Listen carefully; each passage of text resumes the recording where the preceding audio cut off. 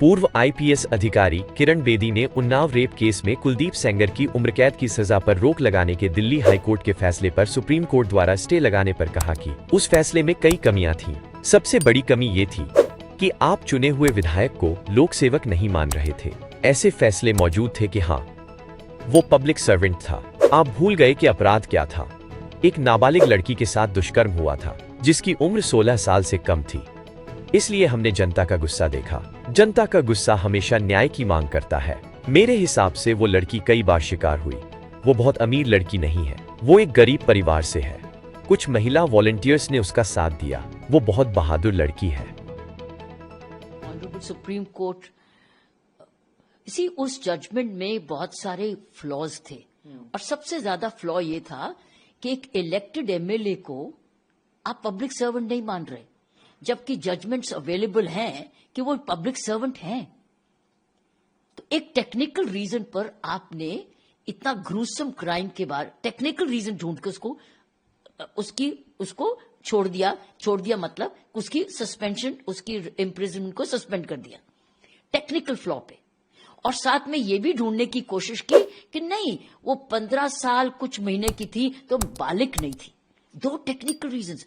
ये आप भूल गए कि क्राइम क्या हुआ, बलात्कार हुआ, और वो भी एक लड़की से जो 16 साल से कम थी।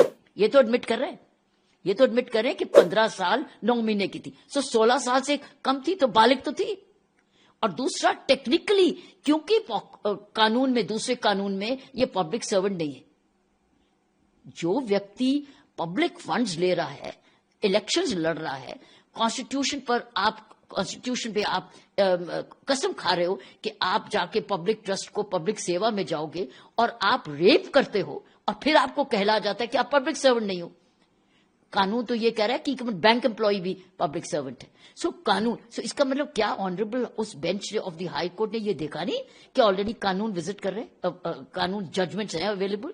सो इसलिए, लेकिन ये भूल गए कि क्राइम क्या हुआ। ये तो नहीं कहा उसने कि क्राइम नहीं किया, क्राइम तो किया। उस क्राइम की सजा मिली है। उस क्राइम को क्या कहोगे? क्योंकि वो बालिग नहीं है, क्योंकि वो पब्लिक सर्वेंट नहीं है। ये कहां की रीजनिंग है? इसीलिए तो पब्लिक आउटक्राई हुआ। और पब्लिक आउटक्राई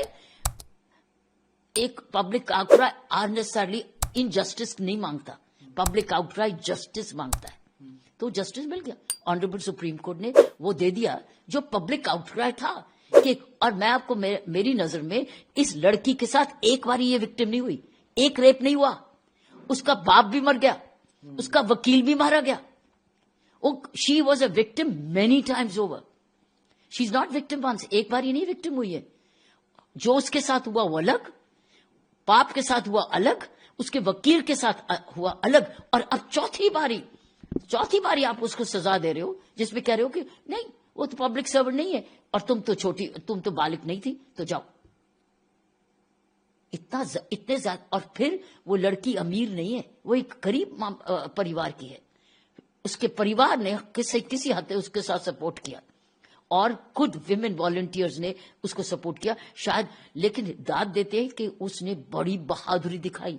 अभी भी बहादुर है, अभी भी छोड़ने को नहीं तैयार है। इसीलिए जब उसने आवाज उठाई और उसके साथ जो विमेन वॉलंटियर्स थी जो जुड़ी हुई हैं, उन्होंने आवाज उठाई सारे देश। और फिर मीडिया का रोल तो था ही, मीडिया ने उसका सारी बात बताई और साथ में जो आर्टिकल्स आते रहे, पेपर्स में आते रहे, उसकी वजह से दरवाजे खड़काने पड़े और सुप्रीम कोर्ट ने आपको न्याय दे दिया, न्याय वापस दे दिया। लाइफ इम्प्रिजनमेंट तो लाइफ इम्प्रिजनमेंट 20 साल होती है, इसमें तो 20 साल जाएगा। उसमें एक फादर की डेथ के मर्डर के लिए तो 20 साल है, लेकिन इसको 6 साल क्यों आपने? सो इसीलिए मैं समझती हूँ सुप्रीम कोर्ट ने वो दिया जो जस्टिस डिमांड कर रहा था, बनता भी था। और टेक्निकल फ्लॉज बहुत ज्यादा थे जो मैंने भी पढ़ा जजमेंट्स के बार बार, क्योंकि बहुत अच्छे वकील आपके मीडिया पे आए हैं, उन्होंने एक्सप्लेन किया जजमेंट्स को, पुरानी कोर्ट की जजमेंट्स को। तो क्या उन जजमेंट्स को भी अनदेखा कर दिया उस हाई कोर्ट के बेंच ने? तमाम भद्दे कमेंट्स किए जाते हैं उसको लेकर के। उसके पिताजी अभी बीएसएफ में हैं, सर्व कर रहे हैं, और इस तरीके का कमेंट, उसकी मौत हो जाती है मारने से, मार पिटाई की जाती है, उसके भाई के साथ भी मार पिटाई की जाती है। कैसे आप देखती हैं उत्तराखंड में ये पूरी घटना, नॉर्थ ईस्ट का वो बच्चा, कैसे आप? اس کا جواب میں as a former police officer دوں گی. وہ یہ کہ ہمارے گراس روٹ میں ہماری جو پولیس ہے اس وقت صرف ریئیکٹنگ پولیسنگ بن گئی ہے لا اینڈ آرڈر کے لیے زبردست, کیونکہ اس کے pressures of law and order اتنے بڑھ گئے ہیں کہ ہماری پریونشن پولیسنگ گراس روٹ پہ نہیں ہے. اس کے لیے زیادہ لوگ چاہیے جو کہ لا اینڈ آرڈر نہیں, پبلک کے ساتھ جڑے رہیں, پبلک کے ساتھ سمپرک رکھیں, یواؤں کے گروپس میں جائیں, مہیلاؤں گروپس میں جائیں, مارکیٹ ایسوسیشنز میں جائیں, ایلڈرز میں جائیں, کلچرل پروگرامز کو جوڑیں, تھانہ لیول کمیٹی میٹنگز کریں, پریونٹیو سیکشنز آف لا کریں. یہ وہی پولیسنگ کر سکتی ہے جو خود لا اینڈ آرڈر میں پھنسی نہیں ہے. اس وقت ہماری زیادہ پولیس اب لا اینڈ آرڈر میں پھنستی جا رہی ہے. ہمارے پاس پیٹرولنگ اینڈ پریونشن پولیسنگ نہیں رہی, اور وہ پریونشن اور پولیسنگ کا ایک بڑا اچھی پریکٹس جو ہم دلی پولیس میں کرتے تھے, جو وید ماروا صاحب کے ٹائم سے اس کے بعد شروع ہوا, بڑے اچھے پروگرامز تھے پولیس کمشنریٹ میں, وہ تھا رف رجسٹر. کہ ہم رف رجسٹر مینٹین کرتے تھے کہ جب بھی کوئی ایسی رف بہیویئر کا کوئی یوا نکلا یا ویکتی نکلا تو ہم اس کا رف رجسٹر پہ کوئی گرفتاری نہیں, کوئی ایف آئی آر نہیں, رف رجسٹر بناتے تھے اور رف رجسٹر میں اس کا نام لکھتے تھے. اس کے بعد سمپرک کرتے تھے اس کے ساتھ. وہ ہیٹ سپیچز پر اسی ہاسٹیلٹی میں ہی کرتے تھے, جو کہ لا قانون کو اپنے ہاتھ میں لینا. اور اس کو ساتھ جب جڑتے تھے تو اس کو سنبھالتے تھے, سدھارتے تھے, کس گروپ کا بن رہا ہے, کہاں شروع ہو رہا ہے, اس کے ماں باپ کے ساتھ جوڑتے تھے, اس کے ایلڈرز کے ساتھ اس کو جوڑتے تھے تاکہ وہ سدھر جائے.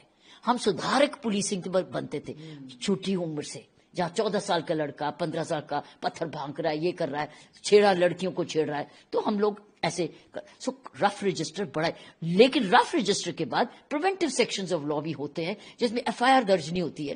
آپ ضمانت لے کے ماں باپ کا اور بڑوں کا کنٹرول واپس لا سکتے ہیں. تو نہ ماں باپ کا کنٹرول, نہ بڑوں کا کنٹرول, نہ آپ کا رف رجسٹر, نہ آپ کے پاس پریونٹیو سیکشنز آف لا, تو سیدھا ہی ایف آئی آر پہ آ رہے ہیں نا آپ, کیونکہ آپ نے ان لوگوں کو بڑا ہونے دیا, نظر انداز کیا, ان کو اوور لک کر دیا.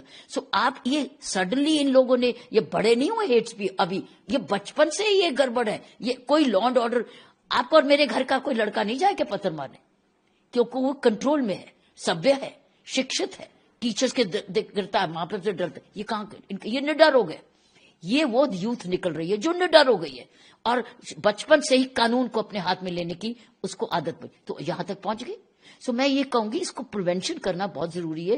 ہم کو زیادہ سے زیادہ patrolling police and preventive police جو کہ, اور ساتھ میں کلچرل فیسٹیولز, ایک کلچر نارتھ ایسٹ کا فیسٹیول, ایک ویسٹ کا فیسٹیول, ایک سینٹر کا فیسٹیول, ایک پنجاب کا فیسٹیول, ایسے فیسٹیول, کلچرل فیسٹیول جہاں ایک دوسرے سے ملتے ہیں, آپ کچھ جانتے ہیں, سمجھتے ہیں.